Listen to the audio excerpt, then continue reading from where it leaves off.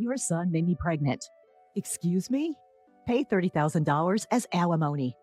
When I picked up the restaurant's phone, I was told that with a young woman's voice suddenly. She was utterly one-sided in the conversation and not even giving her name. I completely underestimated. That must be a prank call. So I never expected that this call would lead to such a mess. My name is Melissa Brown. This may sound self-flattering, but I run a popular restaurant somewhere in New York City. We have been featured on national television and in magazines, and thanks to that, almost every seat for lunch and dinner is booked every day. However, because of being famous, nuisance calls and aggressive sales pitches increased. So I got quite sloppy with this call because I thought it was just another prank. But when I was told over the phone to my restaurant that got pregnant, I was actually taken aback, and I could hardly understand what she was saying. I do have a son, but the thought of him getting someone pregnant seemed absurd. Yet this prank call with its shocking accusations intrigued me. I decided to listen to her story for a bit, out of fun. I had an abortion. What are you going to do about the wounds on my body and soul? Pay for the surgery too. First off, if I may ask who I am speaking to, even when dealing with prank calls, one of the challenges of the service industry is having to respond politely. It would be a nuisance if our conversation were recorded and exaggerated with false information being spread around. I'm a customer at your restaurant. Is that the first thing you have to say to me after your son hurt me? Your family lacks both common sense and compassion. I find it hard to believe my son would do such a thing. My staff in the kitchen and at the counter glance over at me as they sense this isn't a usual dinner reservation call. I smiled and waved at them to make them feel safe and assuring them that everything is all right. Your son assaulted me on a dark street. And you recognized him in the dark? Of course. But are you sure it was my son? Don't play dumb. I'm absolutely certain. It was your son who lives with you. I've been so scared since then. I even can't go out alone. What are you going to do about this? She started detailing how the assault had happened. I think you might be mistaking my son for someone else. But this seems like a serious matter. Can we meet in person to discuss it? Most people who make prank calls like these tend to shy away from meeting face-to-face, so suggesting a meeting is a good way to get them to back down. In the beginning, I was merely entertaining her call out of fun, but as it seemed to be dragging on, I proposed the meeting to end the call soon. You saying, meet with the criminal's parent? How dare you suggest that kind of thing to a victim? But I'd like to verify your story in person. Are you saying I'm lying? That's not what I mean. To be honest, I wanted to say, you're lying, aren't you? But I held back. Then she started berating me and saying, I can't believe a person like you is a business owner. Why don't we meet and talk about this anyway? No matter how many times I suggested it, she continually refused to meet. I see. So what do you want me to do? Pay me alimony, $30,000. But it's a case of mistaken identity anyways. And also, I can't afford such a large amount of money. You can pay. I know your business is thriving. Pay it or I'll sue you. Even though my business is thriving, it's just a small place, and $30,000 is a large amount of money, and I don't even intend to pay. Are you sure you want to involve the police? I don't mind. At my unhesitant response, the woman fell silent for a moment. If my son truly did such a thing, I should hold him accountable as a parent, but I don't think he did. You're pretty confident he didn't do it, huh? Maybe you should have some doubts about your own son. I would believe it if there was evidence. Do you have any? Evidence? I'd be troubled if you asked me for money without any proof. There was silence on the other end of the phone as the woman seemed to be contemplating something. If there's no proof, I'm hanging up. I said that and trying to end the call. Then, hold on. If there's evidence, you'll pay the alimony, right? Well, I would consider it. Then wait. I'll bring the evidence. With that, she hung up the phone almost as soon as she had finished speaking. Owner, are you all right? There's no problem. It's just a prank call. One of my employees, Mr. Murphy, voiced his concern, so I reassured him like that. There's no way she has any proof, so I don't expect she'll call back again. But I have an uneasy feeling that she might barge in and cause a scene at the restaurant. In the evening, while preparing for dinner, I had completely forgotten about the phone call. Mr. Murphy ran up to me, holding a manila envelope in his hand, with his face as pale as a ghost. "What's the matter? It's not like you to run in the restaurant." "Owner, this came." What he handed me was a letter. "Ms. Melissa Brown, I was assaulted and impregnated by your son. Please transfer $30,000 as alimony." Written below were the bank transfer details, and the recipient's name was Karen Williams. Mr. Murphy was pale and disturbed because he was the first to see the contents of the unsealed and unsigned letter. "Calm down. But you know my son, right?" Hearing this, he seemed relieved. There was something else in the envelope. I pulled it out, and it was a pregnancy test. What's that?" This commotion attracted the other employees. All of them seemed taken aback. Could it really be the owner's son? Some employees gave me a contemptuous look, but they were quickly convinced when I explained. I put away the things that had been sent on my desk and returned to my usual work. A few days passed without transferring any money, but during this time, there was an unsettling incident. "Owner, this came again." Mr. Murphy came with the manila envelope in his hand and looking fed up. "I see. Check the contents and put it away in the usual place. Recently, these harassing letters have been dropped in the restaurant's mailbox many times a day. Are you planning to run? Pay up. The owner is a parent of a criminal. Her son got a college girl pregnant and didn't even apologize. The owner of this restaurant is a heartless and cruel woman with no sincerity. Irresponsible, overprotective, toxic parent. It's your fault your son became like that. Take responsibility. I'll make sure no customers come to this restaurant. It's for the good of the world, for the good of the people. I wonder what would make customers stop coming to a restaurant. Like those restaurants where they put that greasy, black, and disgusting thing in the food. I wouldn't go there again, that's for sure." The content escalates progressively, and the last part is practically a threat. Thankfully, no claims have been made that anything is actually in our food. But the constant anxiety that we might be set up is exhausting. Amid all this, something caught my attention. Well, again, a vacant seat increased at lunch. The number of customers was just gradually decreasing. Yes, it's unusual. Today, we even had 2 tables empty. My thoughts went out to the poor ingredients waiting to be prepared in the kitchen. "Owner!" I looked up at Mr. Murphy's call to see him heading my way with his laptop. "Look at this review site." On the laptop screen, the latest reviews were filled with harsh, slanderous comments. Bad customer service. They don't listen to the customers, especially the owner, who seems to be getting full of herself after appearing on TV and in magazines. The food is getting worse. The soup taste was way more plain than the last time I visited. I saw an employee drop a piece of meat before grilling and sneak it back. Every single day, poor reviews were posted, causing our star rating to plummet. I realized that I was shaking with anger. It's unacceptable. Why should this restaurant, which we've worked so hard to build with the intention of pleasing our customers, be wounded by such baseless accusations? Are the preparations progressing?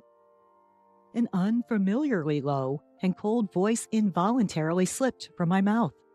Yes, they're almost completed. Upon hearing Mr. Murphy's response, I couldn't help but smirk. It's been a week since we discovered the slanderous comments on the review site. Since then, the number of customers has continued to dwindle. When I stepped out into the dining area, Mr. Anderson, a regular, was sitting at the counter next to a young woman. "Mr. Anderson, thank you, as always." "It's tough for you lately, Melissa." When I greeted him, Mr. Anderson offered me words of consolation. Well, this job is my lifeline. I smiled and replied. Mr. Anderson shook his head sympathetically then. "You're strong.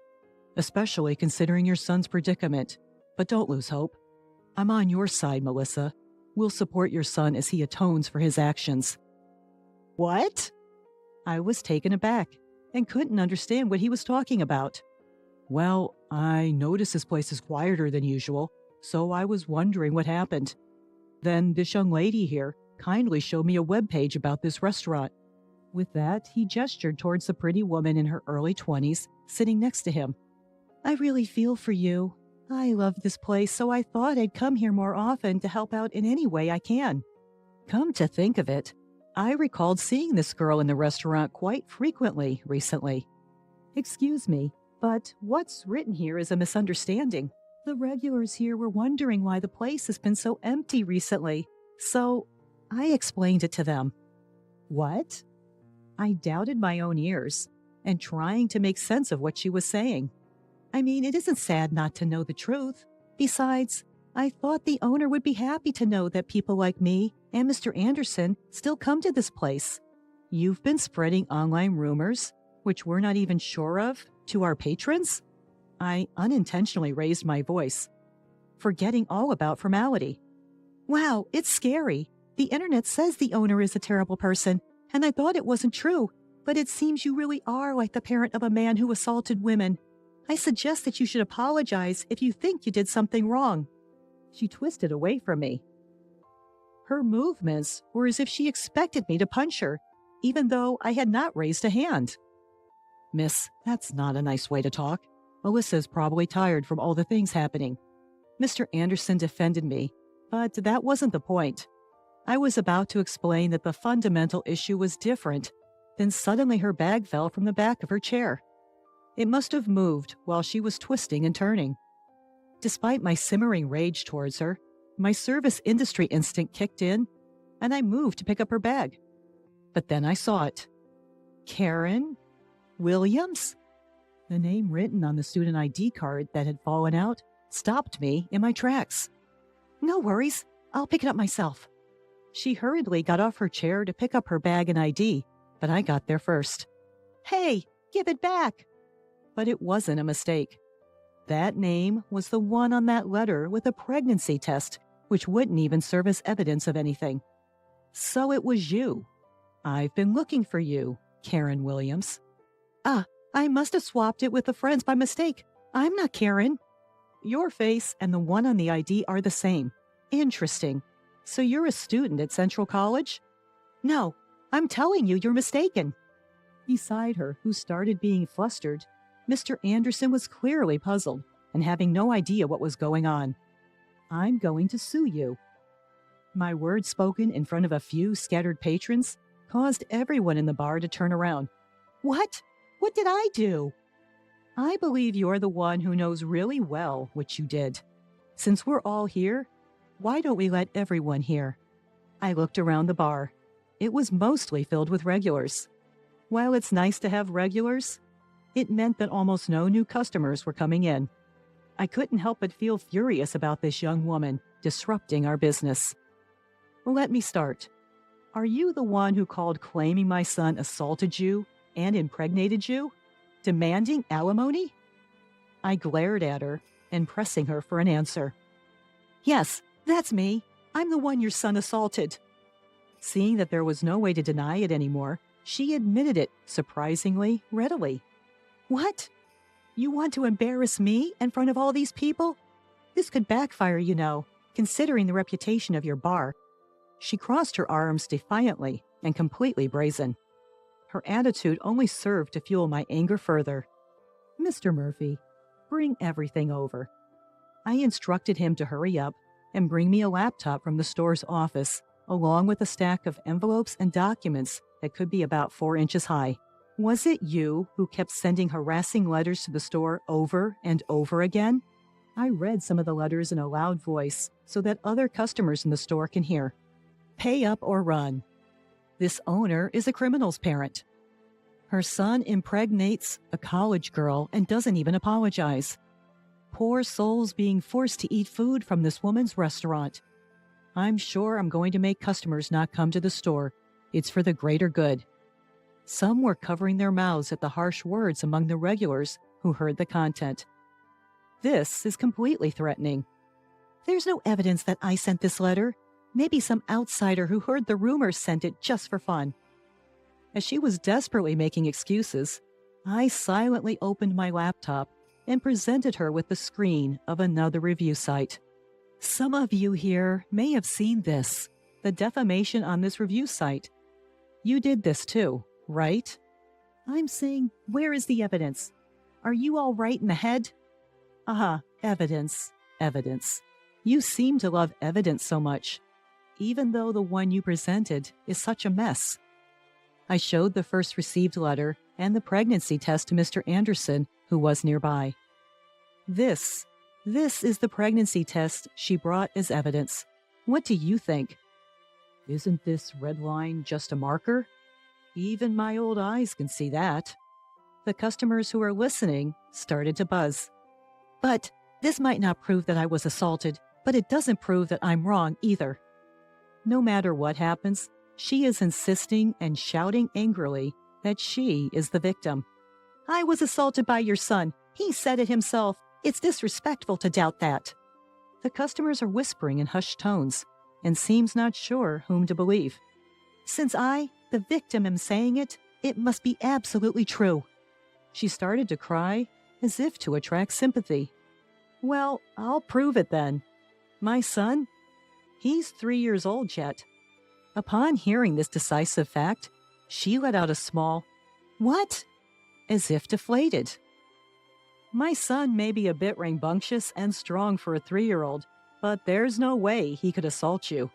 No way. I know you have a big son. You live together, right? I even have a picture. I heard you talking about dinner. Saying that, she pulled out her smartphone and showed a picture of what looked like a young man talking to me at the back door of the store. Oh, isn't that Taylor? See, you do have 2 sons. Perhaps regaining confidence from correctly naming the person in the photo, her tone increased. That's not correct. I immediately denied what she said. Then, who is this person? Don't tell me he's your lover, having an affair with a younger guy, and then that guy impregnates a college girl? What a scandal! Not only is your store done for, but your marriage too. To her triumphant words, I revealed something. This person, this is my niece. Your niece? Yes, and actually it's a girl. I explained that my niece is tomboyish and is often mistaken for a boy, even as an adult. She's a college student, and as she boards at my place, I ask her to cook dinner and pick up my son as a form of rent payment. If you need evidence, want me to bring her in person for you to check? I told this to her, who stood there shocked and seemingly unable to hear me. By the way, I've already gathered all the evidence about the harassment letter and the posts on the review site. Evidence? No way. She seemed like she might collapse any second and turned to face me weakly. I've already consulted with the police and my attorney. I explained step by step the preparations I've made with the help of Mr. Murphy, one of my employees. The first piece of evidence was a letter from her with fingerprints that matched those on the harassment letter. All posts on the review site were confirmed to be from the same person after a disclosure request. With no way out, she sunk to the floor as she drained. You were just saying that it's better to apologize quickly if you've done something wrong, weren't you? She mumbled something while looking pale and looking down, but I couldn't make out whether it was an apology. I will contact the police about you. I'll inform your parents and your college as well. Be prepared for a lawsuit for emotional distress damages. No, please don't do that. I'm still a student. Please spare me. You may be a student, but you're an adult, over 18 years old. You will take responsibility for your actions. I can't handle that. Please, stop. Subsequently, I filed a criminal complaint against Karen Williams for defamation and business obstruction, as well as for damages to the shop. Apparently, she had always been a big spender, buying brand bags and clothes on credit, and ended up committing these crimes after she was unable to make her payments. As a result, she was expelled from her college, This incident even made the news, and I've heard that now she is the one who has been receiving harassments after her personal information was exposed. Through my lawyer, all the slanderous posts on the review site were deleted. The uproar unexpectedly turned into a positive result as it cleared up the misunderstandings among my regular customers. Now, the number of customers has returned to normal. While the incident did deter new customers, there were almost no regulars who left, even despite all the lies that Karen had been spreading. There's no doubt that it was pleasing to know that her claims weren't taken at face value. Moving forward, I aim to continue running the restaurant to meet the trust of my customers. Huh? That's your management mistake? Why do I have to stop drinking and go back? Even though I had anticipated it, I was at a loss for words when my prediction came true to such an extent. Please don't say that. I'm begging you. Stop nagging. Don't call me just because you can't get into the room. Go sleep in the parking lot or something. It sounded like he was at a club, with young women's voices in the background. While I hadn't forbidden him from going to clubs, the situation was serious. It was unforgivable for him to use this as an excuse to throw me out. My anger reached its peak at my husband's carefree and merry demeanor. Fine, if you insist, I'll sleep outside. Goodbye. With those words, I hung up the phone unilaterally and headed outside the hotel. It was my eldest son and his wife who came to my rescue. My daughter-in-law, Martina, was furious when she heard the story. My son, Wilbert, had a stern look on his face, clearly angered. Sophia, let's teach Joe a lesson together. After hearing my story, Martina said this and grasped my hand. Huh? I can't stand men who belittle women, especially when it's Wilbert's beloved mother. If a man can't cherish a woman, he doesn't deserve to be a man. But how do we teach him a lesson? There's only one answer to that. You're not suggesting. Sophia, you haven't forgotten the ways of the night, have you? Wait, what are you planning to do? We're going to show him the pain. Let him feel what it's like to be belittled as a woman. Martina's laugh, though sinister and almost terrifying, echoed. That's why I didn't want to come. Anchorage is just cold, and there's nothing to do. Upon arriving at the airport, my husband started complaining, making me sigh heavily. Sophia Alger, 59 years old. I came to Anchorage on a trip with my 65-year-old husband, Joe, who had recently retired. As a divorced single mother, I had been busy with work and raising my child after my divorce. My son, Wilbert, was still young, and I had no time to even think about romance. However, Joe, my current husband, relentlessly pursued me, wanting to be my support. But I was too busy to pay him any attention and kept working hectically. Nevertheless, Joe never gave up and kept asking me out. Finally, I succumbed to his persistent affection, leading to our current relationship. Initially, he was a kind and dependable husband, but gradually his behavior changed. Whether it was to maintain his dignity or just for the sake of being bossy, he started showing an exaggerated sense of self-importance. What are you saying so soon after we arrive? Look outside, it's all white. Although Joe had become a mistakenly henpecked husband, he was still my partner of many years.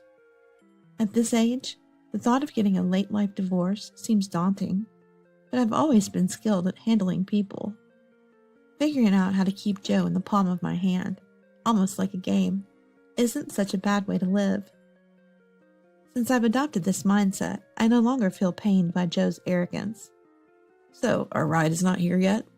Joe, disgruntled, didn't even bother to look at the scenery outside, continuing in a bothered tone. Despite his attitude making me sigh again, the snowy view outside quickly uplifted my spirits. At this point, it feels like I'm raising a child again. It's not a complaint, but rather a scary familiarity.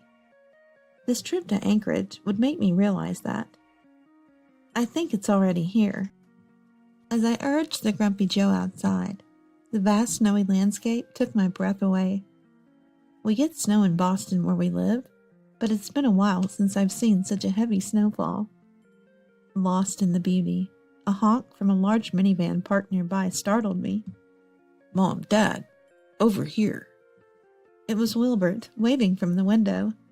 As Joe and I approached the vehicle, the rear door opened automatically, revealing Wilbert's face in the rearview mirror. That was a long trip, huh? You must be tired.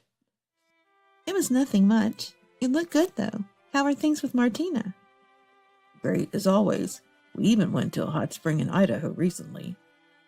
Idaho? That sounds wonderful. I'd love to relax in a hot spring, too. Right, Joe? As long as I can drink, I'm fine with anything. Is he a genius at ruining the mood? His mood-killing remark made me let out an exasperated, "Really?" But Wilbert, used to such behavior, quickly shifted to a new topic. However, Joe soon closed his eyes and fell asleep, probably because he's uncomfortable around Wilbert. It wasn't like this before, but ever since Wilbert's career started taking off, Joe's attitude changed drastically, becoming cold and distant. But Wilbert doesn't seem to care about Joe's behavior. His mental strength must come from me. Martina's been eager to see you, Mom. Martina is Wilbert's wife.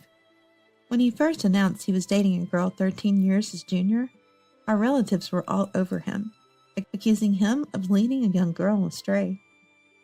But in reality, Wilbert had found someone truly wonderful, and as a parent, I couldn't be happier. Tell her we'll see her tonight, okay? I'm looking forward to it. Got it. I've arranged for our chauffeur to pick you up. Thank you so much, really. Don't mention it. You're in Anchorage now. Enjoy it. The conversation never ran dry, perhaps because it had been years since we last met. Before we knew it, we had reached the station area, and the car pulled up at our hotel. After thanking Wilbert, we got out of the car and headed towards the hotel lobby. Hey, go check us in. I'll wait here on the sofa. Joe seemed exhausted from the travel, quickly settling onto a lobby sofa. Used to his ways, I checked in and got the room key. Got the room key? Ah. Joe responded briefly and lethargically got up to head for the elevator. Once we reached our floor and entered the room, a breathtaking view greeted us. Wow, it's beautiful. When was the last time I saw such a sight? We just saw it. Is it really worth getting that excited about? Really, Joe? Why do you always have to say something that ruins the moment? Keep talking like that and your face will stay twisted. I couldn't help but retort to his unnecessary comment, and Joe just grunted and laid down in the bed. He turned on the TV and started flipping through the channels, throwing a question over his shoulder. What, they don't have that show here? Joe, this is Anchorage. Of course they don't have our local programs. What? I knew that. Just saying, you know. He definitely forgot. He absolutely forgot we were in Anchorage right now. It's these occasional, obvious moments that make it hard to leave him alone. But I can't tease him too much, or he'll sulk and refuse to do anything. It's a bit tiresome having to balance it just right. Joe, let's go outside. I want to explore the city. You go on your own. I'm going to rest until it's time. I'm tired. His indifferent response on this much-awaited trip made me frown. What did he even come to Anchorage for? Frustrated as I was, I quickly tucked away those feelings and switched gears. I knew too well that once Joe got like this, he wouldn't budge. Resigned, I decided to explore the city alone. Anchorage had changed since I last visited. The familiar sights I remembered were nowhere to be found, but it was refreshingly new. I continued exploring the city streets until it was time to meet Wilbert and his family together for dinner. As it was getting late, I decided to head back to the hotel. I thought I'd need to fetch Joe, but it turned out to be unnecessary. There he was in the lobby, waiting on the sofa with a lively expression. Is our ride here yet? You really spring into action when alcohol is involved, don't you? Joe loves his drinks, and his drinking habit has been a problem for me. I had asked him to restrain himself this time, not wanting to trouble our eldest son and his wife. But Wilbur insisted he'd handle it, and I reluctantly agreed. The drinks in Anchorage are supposed to be great. I'm going to drink to my heart's content tonight. Just keep it moderate, please. We can't cause trouble for Martina and the others. The thought of causing a scene filled me with dread.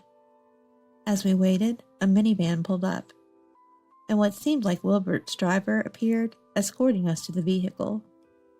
The car soon departed, heading to the restaurant where Wilbert and his wife were waiting. Over here, both of you. There they were, Wilbert and Martina, in front of the restaurant. Joe, Sophia, it's been a while. Well, Martina, you're as beautiful as ever. Thank you, Joe. I'm really happy you called and came all this way to visit us. We had to. Inviting my son and his wife is only natural when coming to Anchorage. It was Joe who had suggested inviting Wilbert and his wife. He said since we were going to Anchorage, why not invite them? But his real intention was probably Martina. He wanted to drink with a beautiful woman. His ulterior motive was obvious. But Martina, being experienced, handled it well. Don't worry, Sophia. Leave it to me. You must be tired from your usual routine. I'll take care of Joe so you can enjoy the meal, okay? Her kindness, more concerned about me than Joe's intentions, made me decide to indulge in it. Come on, let's go inside where it's warm. The food here is delicious, and the bourbon is top-notch. Really? That sounds exciting. He really livens up when it comes to alcohol. With an exasperated look, I watched as the men disappeared into the restaurant. Joe is still the same, isn't he? Really? Always such a handful. But he's pretty simple from your point of view, right? I guess it's a walk in the park for me. Foo. It's comforting to see that some things never change. Let's go inside and eat some delicious food, shall we? Martina and I walked in later and were guided to our table. The men had already started drinking, and both of us sighed at the sight. The meal began, and we enjoyed Anchorage's fresh seafood and delicious drinks. It was a lavish experience, and the clock was nearing 10 p.m. Man, that was good. I always wanted to bring you two to this place when we came to Anchorage. I'm glad we did. It was really delicious, especially the bourbon. It was superb. Joe, you say that about anything you drink, right? Now, Sophia. But really, it was wonderful. I had a great time talking with you, Sophia.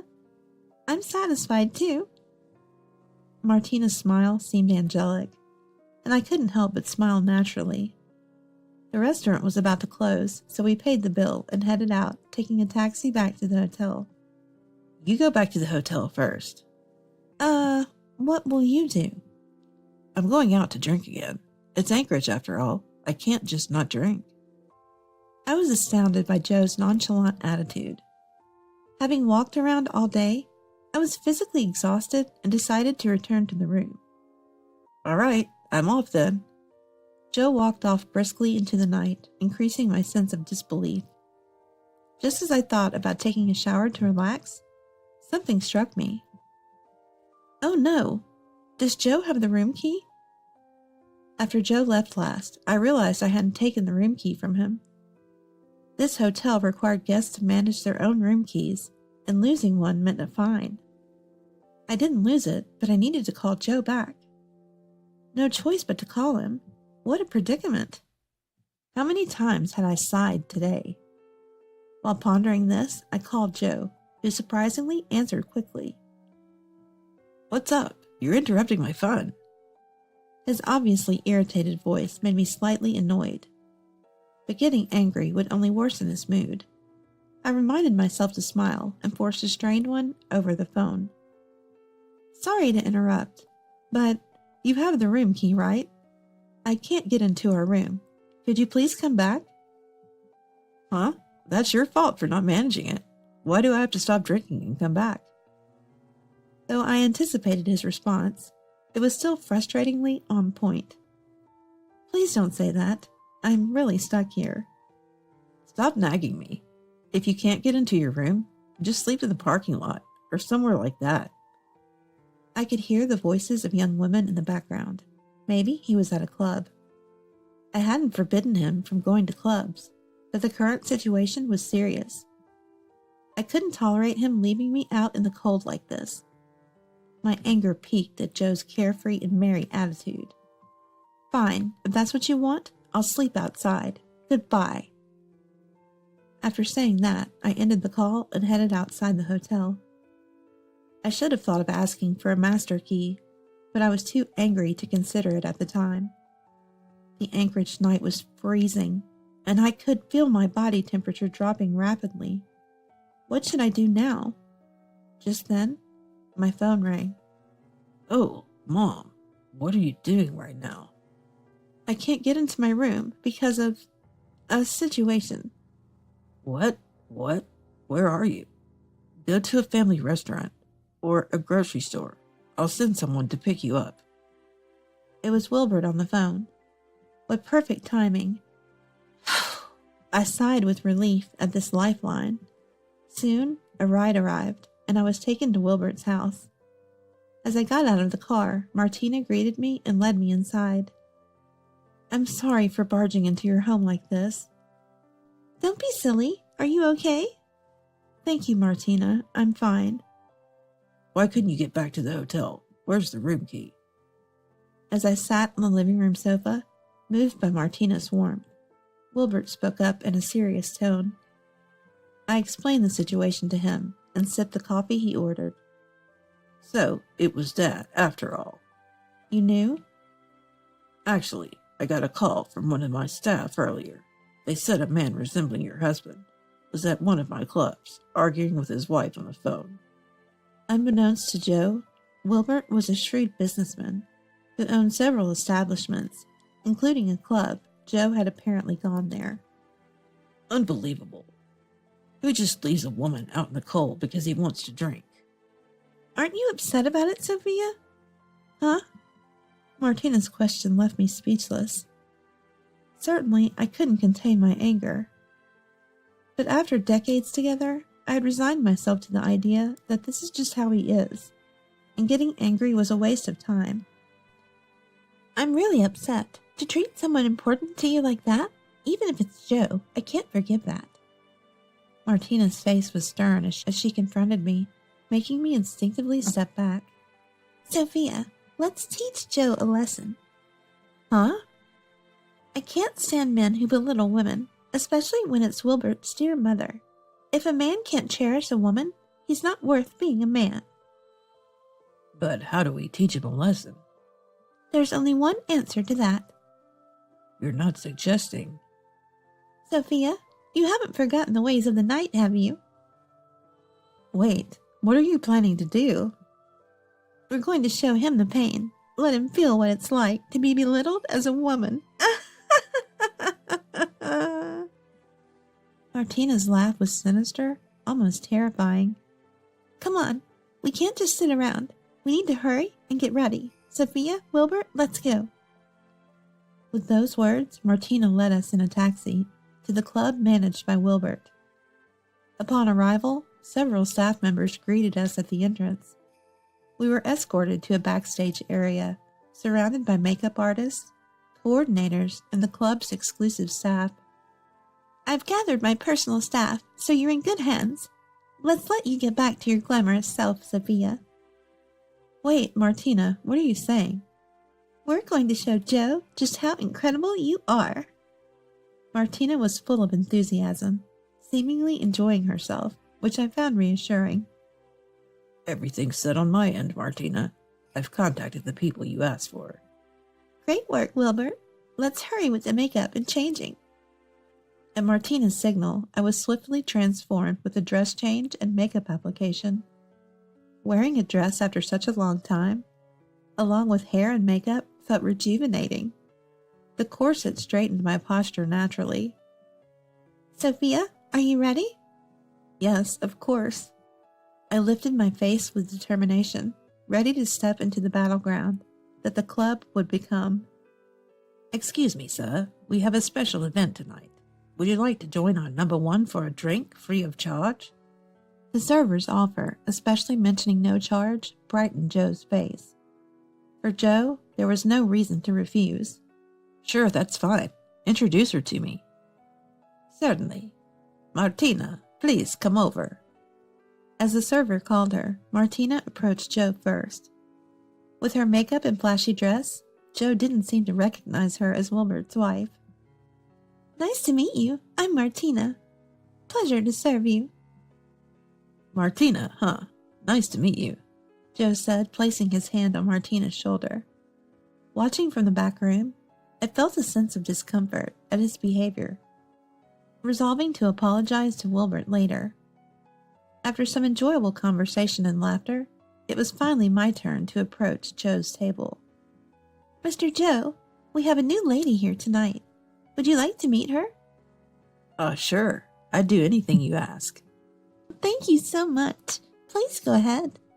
When Martina signaled the staff, I walked towards Joe's table. Here's our new girl, Sophia. Nice to meet you. I'm Sophia.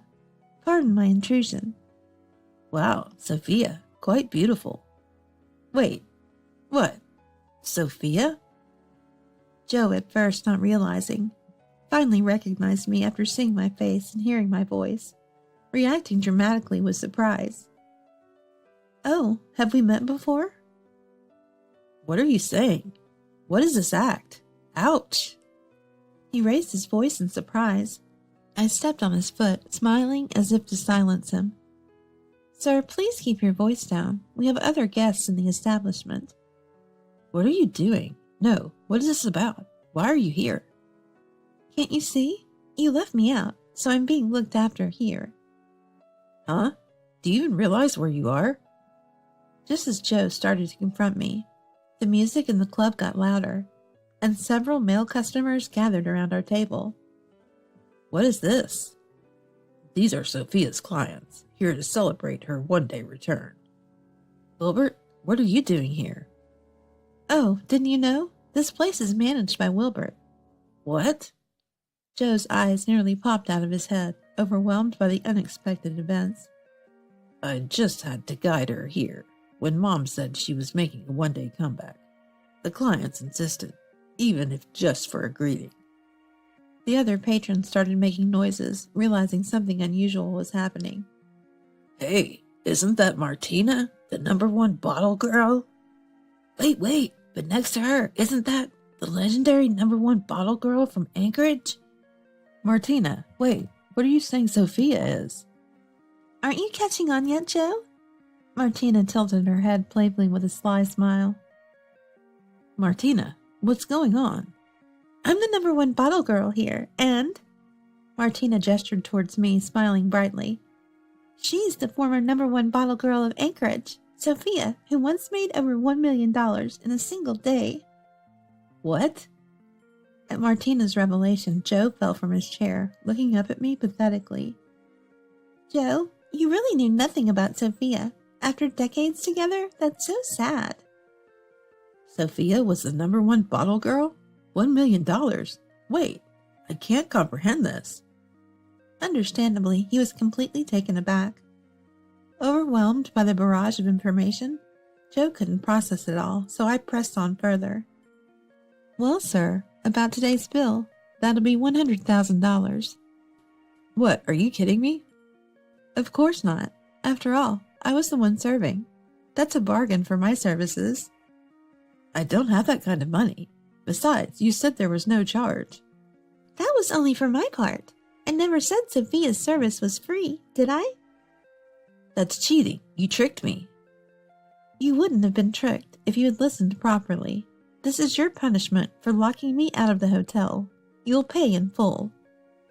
As soon as I mentioned being locked out of the hotel, the men surrounding us turned to face Joe with a menacing look. What do you mean? They demanded, grabbing his shirt. No, it's a misunderstanding. Calm down, please. Really? Because of you? I almost froze under the cold sky. I'm sorry. I won't do it again. No, I won't forgive you. Martina stepped in, glaring at Joe. Until you apologize for your disregard towards my mother and vow to treasure her, I won't forgive you. I promise. Just help me. Joe, begging pathetically, was released after being forced to make a heartfelt apology. Sophia, I'm sorry. I was wrong. I won't be arrogant anymore. I'll cherish my family. Please forgive me and let's start over. A burly customer grabbed Joe's hair, turned his face towards me, and threatened him not to disrespect me again, then roughly threw him to the ground. I promise I won't mistreat my wife again. I'll cherish her. Joe was finally released and went to apologize to Martina and the others. After being sternly reminded by Martina, Joe also changed his attitudes towards Wilbert. Later, discussing this with Martina, she pointed out, Charging $100,000 for service is pretty much fraud. I was worried we'd get caught. We both chuckled at this. Indeed, the story about me being Anchorage's former #1 bottle girl was a fabrication. While I had worked there, I hadn't achieved anything extraordinary. Wilbert and Martina had gone out of their way to arrange everything, explaining the situation to the club's clients, all to keep Joe in the dark. Those surrounding me were all Martina's clients, who gladly agreed to play along for her. Since then, Joe seems to have truly changed, becoming as kind as he was when we first married. He still occasionally dreams about that hellish day, especially remembering the face of the man who grabbed him. While I felt a bit sorry for him, I thought it served as a good lesson